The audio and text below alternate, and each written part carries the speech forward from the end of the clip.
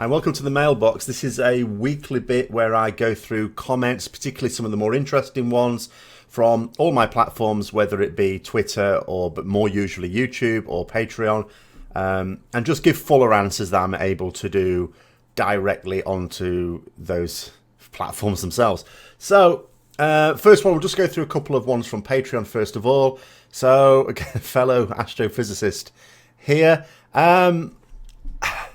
This is about situational awareness. This may well be a video that I do in the next week or two, having to sort of think about exactly what to get across in this one. This person's making the point that this was based on the video I did on survivability, the last one in the Preparing for Tumulus Argos. Says, I think these two ideas which go hand in hand with survivability are completely under-discussed, yet so important for all content. Any info on these, which is not actually current at all, is listed under UI forums on blah, blah, blah. Which may put off some people and is kind of not a UI subject, but how each player can use their imagination to avoid problems.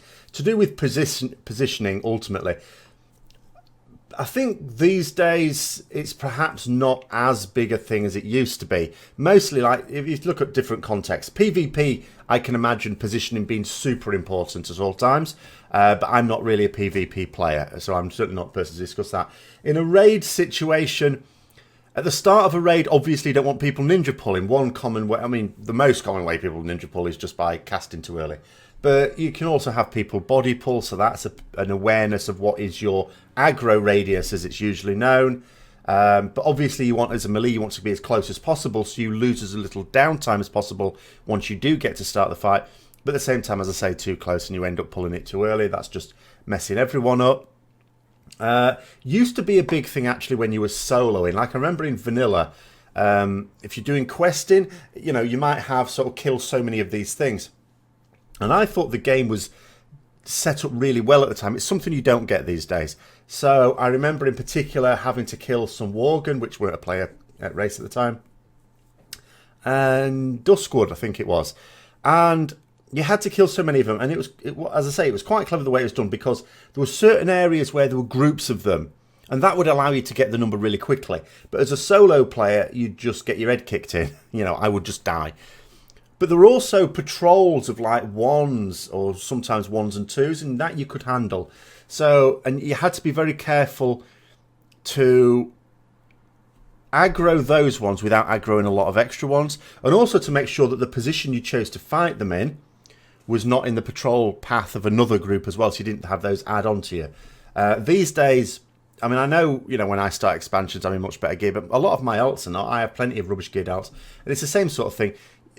You generally don't feel in danger when you're out in the solo world. The worst that can happen to you is something like that big giant in High Mountain comes across you near where the harpies are and smacks you. But even then, you've got a good chance of running away from it. So awareness mostly these days is not a survivability thing, I would argue. But it is important positioning. It's more about making sure you're away from the very harmful effects, whilst at the same time being close enough to be able to hit your targets. You want to be able to DPS, but at the same time not be in harmful effects, as I say. But it may be worth doing something on this, as I say. I'm gonna have to put my thinking cap on this one, though, to do a useful video on it. The next Patreon comment was, so on Argos we can see Azeroth, which we can, and I did some streaming of, you know, initially what we'd see on Argos yesterday. It says, what if we discover something on our planet? That's an obvious thing, isn't it? In theory, you'd be able to see parts of Azeroth that we can't get to at the moment, maybe a new landmass. It says, could that be way into the next expansion? It is possible. I mean, if the next expansion, as is rumoured to be, is an Old Gods one, we're sort of going to be, I think, wanting a new landmass. I know some people sort of think, well, we've had a sea-based zone, an underwater-based zone before, and people very much want, they keep dangling the carrot of Queen Ashara for us, and people sort of want that, and they could well link that in as well. But I don't think, you know, having one underwater zone, which I didn't like at all, is one thing. You can't have a whole, like, expansion width of it. So there, we've got two options as Blizzard goes for expansion after expansion. We can either have new land masses created, because we're fast running out of places that we can discover on the landmasses that we know about. So we're going to basically need new ones. So either going to have to create new landmasses anyway, and that could well include what's on the other side of Azeroth, or we're going to have to go to other worlds. Now, although they can do that every now and then, ultimately Azeroth is our main base of operations. So yeah, I think they are going to have to create new ones. I'm not sure they're really seeing it from the Argos position though, but it certainly opens that up. Right, next one to some YouTube ones. Some of these are actually really short, so I've got a few extra ones in compared to what I would normally do. This one is an interesting topic. There's a few people put this. This is just one particular one. It says, appreciate if you left spoilers out the titles on your videos. This is related to the one about fighting Agramar, and I'm going to say this is not a spoiler. So again, rather than individually say that to everyone who's said it, which is a certain number of people, it's not a spoiler. So obviously, it's this point, so people are going, yes, it is the disagreement. So let me explain the thing here. A spoiler is when you learn, or someone tells you something that you couldn't have found out without doing the content. So someone here put what they thought was an analogy. Says, if you title your video, why does Darth Vader cut off his son's hand aboard the Death Star, and your video was coming out as Return of the Jedi launched, would you not understand why that is a spoiler isn't of itself? First of all, Darth Vader didn't cut off his son's hand aboard the Death Star. Second of all, he didn't do it in Return of the Jedi. But I take the point. The thing with that is, though, you could only find that out by watching the film or someone telling you. Whereas the fact that we're fighting Agramar has got nothing to do with the content. It's not something we discover during the content. It's a list of bosses in the raid. Okay? Saying that's a spoiler is a bit like, this time last year I was doing videos on Legion. Okay? Now let's say you imagine a person in a bubble who is just playing the game. They don't look at any forums or anything like that. They're only playing World of Warcraft. That person 12 months ago didn't know Legion was coming out. But it was coming out and I did loads of videos on it. Did I get people commenting, oh, spoilers, spoilers, we shouldn't be knowing that the Burning Legion are invading? No, because you don't have to play Legion to know that the Burning Legion are invading. That's just a part of what's coming. Same with Argos, the fact that we're going to Argos. Technically speaking, our characters have only just learnt that. Last week, when we killed Kiljaeden and the cinematic came up and it's like, okay, it looks like we're going to Argos. I mean, technically, you'd still be a bit iffy on it. But we've known about that for months as players. No one's complained about me mentioning it before because it's not a spoiler. It's a feature of what's coming. So what is coming in the next patch? It's just a list of things coming in the next patch. All I'm doing is reading off the name of the bosses. I'm not reading anything into it. I'm not mentioning anything about the fight even. Now, if I were to talk, for example, about what we find when we first get to Argos, including meeting a certain someone that realistically everyone knows we're going to meet, you could argue that's a spoiler because I only learnt that by playing the PTR yesterday, the first few quests before it all started disconnecting me. So that would be a spoiler. So I was going to talk about that. I would put spoilers in. Just like when I talked about the implications of the cinematic last week, I put spoilers in brackets there because that's a spoiler. So then you turn it round, you say. So let's say I wanted to do that video, and let's say I did think that was a spoiler, which is not. What would I do instead for a title? I would have to do something like, ooh, major surprise with the bosses in the new Argos raid, bracket, spoilers. Now, you imagine someone looking at, oh, God, spoiler. That sounds to me like clickbait. I can imagine someone watching that video and going, what the hell? Where are the spoilers? There's no spoilers here. All he's doing is mentioning the name of one of the bosses. Well, I can see that myself in this list of bosses that Blizzard have already announced. You know what I mean? So, no, I don't buy that that's a spoiler. So, if it's something that you can only learn by doing the content, then it's a spoiler. And if I talked about it, then I would put spoilers in brackets on the title and not put any obvious, information in the title. But at the same time, reading off a list of bosses, in other words, reading off a list of content that's coming, is not a spoiler. Next question says, what does your degree tell you about the massive hole in Argos and the fact that it looks like something has hatched from it? Blah, blah, blah, Dark Titan incoming. What it tells me is that there's been a massive force pushing this through the crust. So it could be an example of a fairly thin crust. It could also be a huge tidal effect from something. A tidal effect in physics terms is, or just much like the tides work on Earth, It's a huge gravitational pull from something externally. I might almost imagine that when Argos came to Azeroth, that's what caused the explosion. But we know that's not the case because it happened straight away. And we can also see there's not very much that's dynamic on the surface of Argos. So something else, some huge mass honed into view. And because you remember, gravity doesn't just, you don't think of a planet as just one solid mass. It's not. It's lots of different bits in it. And you can have a huge gravitational field from something nearby pulling what's inside a planet as much as what's on the surface. And if the crust isn't strong enough to withstand that force, then it forces it through. But in reality, I think ever since someone showed me that screenshot where we see of one of Azeroth's moons poking out from behind Argos, in other words, suggesting that Argos is between us and one of our own moons, at that point I begin to think, do you know what, Blizzard, for all the talk sometimes they talk as if they are interested in science themselves, and some of them may even have science qualifications, I don't know.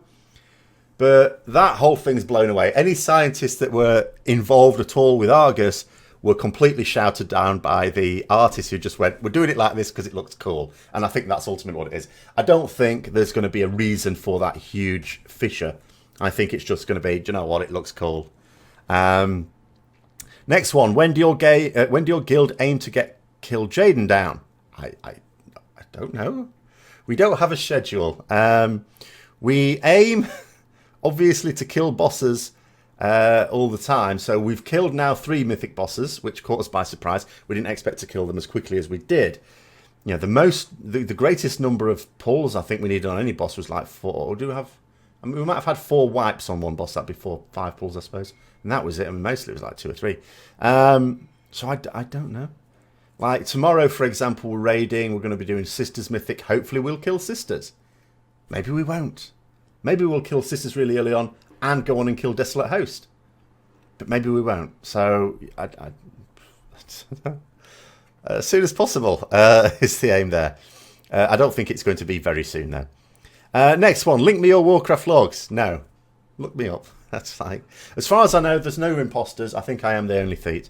There was a Hunter Thete, back in vanilla days, on the Doomhammer realm on EU. But I've not seen them about for a while. So I think I may be the only one now. But it's amazing how quickly you can just look someone up if you wanted to. Right, next one. I don't think Argos is actually close to Azeroth. Illidan opened up a gateway and nothing more. Again, there's the number of... I mean, after the cinematic, first of all, people kept saying, oh, no, it's just a portal there. No, it's not. And they kept saying, oh, you can see in the cinematic. It says, no, you actually can't. You can see the portal disappearing in the cinematic. But now that it's in the sky, it's like, well, where's the portal then? It's not. People are still sticking to this idea that it's just a portal, that's not actually there. Even though we can see one of our moons passing behind it. But all I will say on this one, because this would be a spoiler if I was actually telling you this, so I'll just say something else instead. It's actually extremely clear from the first few quests that you will do when 7.3 comes out, which is when we go to Argos, that it is actually in orbit. I say in orbit around Azeroth, like I was saying to someone else, things orbit each other really. I mean, we're in orbit around it, it's in orbit around us. But we are spatially fairly close to Argos. It's not a portal. Pretty clear from that, from 7.3. But I'll say no more on that because that actually is a spoiler. Next one. This was about on the Tuesday talk. We were talking about potentially the end of WoW. We're not talking about it as if it's soon. Just what they need to do in terms of what future expansions could be about. All talking again about, because there is still the possibility, nothing we've learned so far tells us whether or not the Burning Legion is going to end at the end of this expansion. We don't know. I still think not. I certainly don't think it should, but we don't know. It's just speculation. So obviously at that point you talk about the end. It says, can you imagine the player revolt that would happen if they decided to close down WoW? Well, they won't, because it makes money. While ever anything makes money, they're not going to close it down. The only time something that makes money will be closed down is if you could, for the same resources, make something that makes even more money. So I remember, for example, as a Doctor Who fan, when they stopped making Doctor Who, like 1989 was the last series before the new ones came out, in the 2000s. And it was still popular and it was still making money. So you'd say, well, why did they do it? And they did it because in their view, I think they were wrong, but nonetheless, in their view, they have limited resources with writers, producers, studios even, stuff like that, cameramen, whatever. And they thought they could do better programming with those same resources. So, and it's the same thing here. Because in terms of just money, it would keep going on almost forever. Lord of the Rings Online, which is like 10 years old now, and I was playing it again just a little bit last night. And it was almost dated when it came out. It was not a good-looking game when it came out. There's a lot of good things about it, don't get me wrong. But you play it now and it's like, whoa, this thing has aged really badly. But that's because it was never stunning at the start in terms of the way it looks, the way it feels, and the action, the combat and stuff like that is all very, very dated. That still trundles along with new content. I don't know how much longer that's going to go for because, the next expansion type thing is going to be in Mordor, so it's getting quite close to the end, you would think anyway. But that must, I don't know how many players that's got, but it can't be very many. That I can't believe that's got more than 100,000 players, if that. And that still goes on with new content, with production going on. Obviously not enough to update the graphics or the engine or anything like that, which is in dire need of an overhaul. But nonetheless, they do keep bringing out new content. So World of Warcraft is not in any danger from a financial point of view. It's making belting loads. So yeah, there would never be a situation where they would do that. They will just, and the Warcraft franchise will keep going on. If anything does finish off World of Warcraft, it's because they think they've got a bigger and better game to continue the Warcraft franchise. Next one, back to another physics one. How big is Argus? Compare it to Azeroth on the sky. Well, I was theorizing in that little video that they should be bound about the same size. I was mostly doing it at that point of view because I thought from a gravitational effect point of view is... I know that when we go to Argos, this isn't a spoiler, by the way, even though I've now been there, but I said this before I went there on the PTR. The gravity will feel the same. They're not going to suddenly make us feel a bit lighter, jump a bit higher and all the rest of it. So the gravitational field strength on Argos would be about the same as Azeroth. That would put it around about the same size. Now, someone did point out, well, it could be, different density. That would affect it. That would affect it. But there's no reason to suppose that Argus is denser than Azeroth. Especially as you can see loads of those fissures in it. That is not an indicator that it's denser. In fact, if anything, has a weaker gravitational field. However, and this is, I'm not going to go into anything that you would have to learn by doing quests or anything. You can clearly see when people have posted screenshots, myself included, of the view of Azeroth from Argus. It's huge. Azeroth fills up the Argus skyline. Whereas Argus from Azeroth, although it looks big, much bigger than a moon, does not fill up the sky. Now, that means that Argus is a lot smaller than Azeroth. Because the disk of Azeroth from Argus is massive compared to the disk of Argus from Azeroth. So that means Argus is a lot smaller than Azeroth. Like, a lot smaller. I would say even smaller than Mars compared to Earth, say. It really does seem quite small. But yeah. Now, next one here. Argus doesn't look that amazing. I think, not just in terms of what the planet looks like, but in terms of like the patch I think they were talking about. I think Blizzard just wants to rush and finish Legion so they can move on to their retconning story. Now, there's a bit of a disagreement here. I'm also going to disagree with it, but it says, you're talking about the look of Argus. The first zone is just a wasteland that players are lore-wise crash-landed on. The rest is the other two zones. And that is a point that's worth making. I just thought with Argus it'd be like a zone. It's not, it's 3.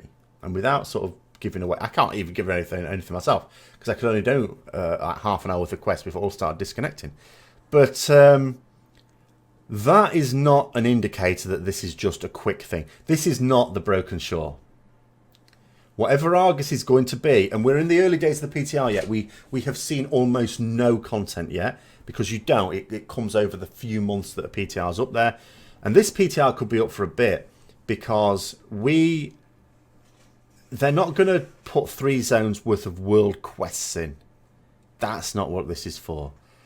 There's going to be a lot of stuff there. And also bear in mind, they've already announced that were going to have invasion type events, but on different worlds. So there's realistically more than 3 zones, because there's 3 zones on Argos, plus these other little worlds. Obviously, I don't know how big they're going to be, but that's other places to go.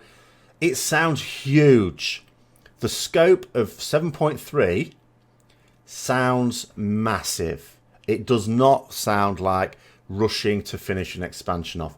If anything, it sounds like the next expansion will be further off than I was thinking. The Legion could well end up being not only the expansion that's out for the longest, but also where that time is filled up with new content. Except maybe you would think in the last half a year. They've got to have a bit of a they can't keep bringing content all the way up to the end of an expansion, because that's silly. You won't have time to complete it before the next one comes out. So, but yeah, it's sounding huge in scope. Next question, what is a gnome? Now, a good question. A gnome is actually an extremely useful thing. I don't know where people get this idea. I hate gnomes. Gnomes are amazing. For example, you can go to them and they repair your stuff, and you can sell your junk to them. Some of them even give you little presents, all right, which have been known to even contain legendaries. Gnomes are amazing. Unfortunately, there are a few defective ones who acquired something called the Curse of Flesh, which for many creatures was a good thing, but for the gnomes seems to have turned them completely useless. In fact, worse than useless. They are actually a hindrance to the races of the Alliance. So it all depends on what you mean by gnome. There are the useful mechanical gnomes like Blingtron and Jeeves. They're amazing. Long live them. And for engineers even, there are some that allow you access to the auction house. Fantastically convenient. How could you not say that those are not useful? But then the fleshy ones, they're just the annoying ones. Don't serve any real purpose and just get in your way. Next one. Again, one I'm going to disagree with here. It says, Kiljaeden is much easier with a big group. Try it with a 10-man. So frustrating for our casual heroic raiding guild. We one-shot, blah, blah, blah, with a full group. Now, on this one, it's there's a disadvantage to a big group as well as a small group on it. Actually, I would say a medium group is the best. A small group, your issue with the small group is making sure that all the Armageddon rains are soaked, obviously. And also having to make sure you've got enough people. Well, soaking in general, it's the soaking thing that is the issue. Also, you have fewer people when the fog comes in to spread out and find Illidan, so it requires more coordination with 10 people. However, if you've got 30 people, okay, soaking the Armageddon rain, not a problem because you've got loads of people. Finding Illidan, no, but if you all scatter properly, wow, you're going to find him really quickly. Sure. However, you've also got disadvantage with a lot of people all clumped together on what is a small platform. For example, if you get too many people in the beam, it's not that there's a problem with too many people as such, but if they're close together, you take a lot of splash damage, so that can kill people. Also, you've got an issue with when in the last phase, when the orb spawns has to be kited around, it's much more difficult to get everyone away from it so that it can be chained onto the right person. I mean, it shouldn't be an issue still, but it is naturally more difficult with more people.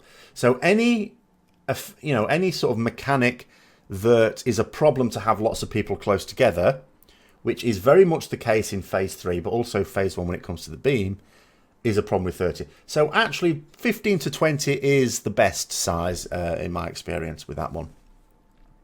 Next one, if all the demons are gone, then you kill the Warlock class. How will they be able to summon them and bend them to their will? I don't really care. And the same goes with any gnome sympathisers. But just on that point of view, I don't think we're talking about the demons being gone. The burning, even if the Burning Legion does end, and again, I hope it doesn't, this expansion, but if it does, the Burning Legion didn't create demons. It was Sargeras basically commanding them. He said to them, he'd been locking them up, for all these years, and he said to them, look, I'll let you out, but you're going to do what I say.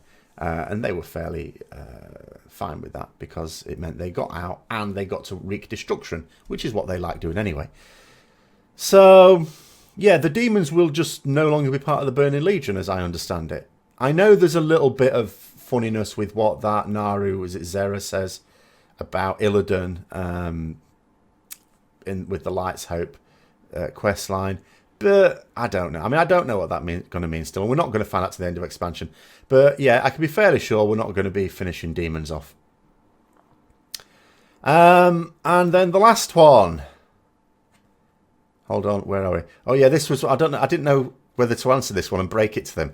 It says, thank you for providing us with intelligent, interesting and relevant info, and for not doing my reaction to cinematics, 570-second person to review, blah blah blah, or dependent, whatever. Unfortunately, they were replying to a video that I'd done some time ago, and at the time they put the comment on, I think I'd just done a video with my reaction to the Kiljaeden cinematic, and I was thinking, not quite sure how to say this. I don't think there's anything wrong with doing those reactions. Obviously, I do try and keep my content mostly relevant. Most of my videos are on the sort of here and now stuff. Not so much. I do some nostalgia stuff every now and then when it seems appropriate, and obviously I do some looking ahead stuff. As seems appropriate, but most of it is on the here and now. That being said, I don't see that there's a problem with any of the other types. I mean, I do get this bit when they were saying reposting blue posts with no other info. So obviously, yeah, I don't really do things where I just read out what Blizzard have said and then that's it. The nearest I'll ever come to that, I suppose, is the WoW Flash, which is a news thing. So I don't go overboard with the commentary on that, but there is always going to be commentary. And yes, it's true that there's no point in doing some content if you're not going to add your own comments onto it, because that is effectively what the content is. People can read what Blizzard have said, just verbatim themselves. But yeah, we'll leave it at that. So thanks very much for watching. Again, I'll do this each week, hopefully each Sunday. That's generally when I'd like to do them. And until next time, I'll see you later.